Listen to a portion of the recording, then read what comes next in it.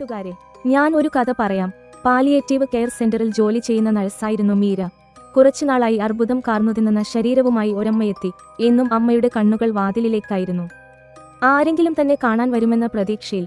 പക്ഷേ ആരും വന്നില്ല. ഒരു രാത്രി ഡ്യൂട്ടിക്കിടെ ശ്വാസമെടുക്കാൻ ബുദ്ധിമുട്ടുന്ന അമ്മ മീരയുടെ കൈകളിൽ മുറുകെ പിടിച്ചു. വിറക്കുന്ന ശബ്ദത്തിൽ പറഞ്ഞു, മോളെ, എനിക്കറിയാം എന്റെ സമയം കഴിഞ്ഞു എന്ന്. എന്റെ മകൻ എന്നോട് പിണക്കത്തിലാണ്. വർഷങ്ങളായി അവൻ മിണ്ടിയിട്ടില്ല. നീ ഇതൊന്ന് അവന് എത്തിച്ചു കൊടുക്കണം. അമ്മ തന്റെ തലയിണയ്ക്കടിയിൽ ഒളിപ്പിച്ചു വെച്ചിരുന്ന ഒരു പഴയ ലെറ്റർ മീരയെ ഏൽപ്പിച്ചു. പിറ്റേന്ന് പുലർച്ചെ അമ്മ ഈ ലോകത്തോട് വിട പറഞ്ഞു. സങ്കടം സഹിക്കാനാവാതെ മീര നേരിട്ട് ആ മകനെ കാണാൻ പോയി. അവൾ ആ കത്ത് അവന് നൽകി. പുച്ഛത്തോടെ അത് തുറന്ന മകൻ അതിലെ വരികൾ കണ്ട് തകർന്നുപോയി.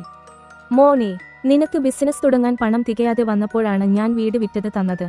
അല്ലാതെ ഒന്നും ഈ അമ്മക്ക് തരാനില്ല. വെറുക്കരുത് എന്റെ മോൻ ഈ അമ്മയെ. ആ സ്നേഹം തിരിച്ചറിഞ്ഞ മകൻ പൊട്ടിക്കരഞ്ഞു. പക്ഷെ ആ മാപ്പ് കേൾക്കാൻ അമ്മ അപ്പോഴേക്കും മണ്ണടിഞ്ഞിരുന്നു. സ്നേഹങ്ങൾ എന്നും മനസ്സിലാക്കാൻ ശ്രമിക്കുക. കൂടുതൽ കഥകൾ കേൾക്കാനായി ചാനൽ സബ്സ്ക്രൈബ് ചെയ്യുക. നിങ്ങൾക്കും കമന്റ് ബോക്സിൽ അനുഭവങ്ങൾ പങ്കുവെക്കാം. ശുഭദിനം.